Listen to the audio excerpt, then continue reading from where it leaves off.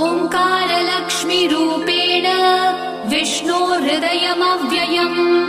विष्णुमानन्दमध्यस्थम् ह्रीङ्कारबीजरूपिणी ॐ क्लीं अमृतानन्दभद्रे सत्य आनन्ददायिनी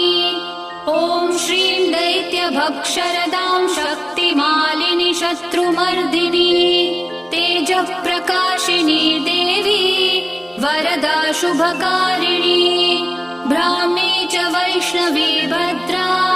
कालिका रक्तशाम्भवी आकार ब्रह्मरूपेण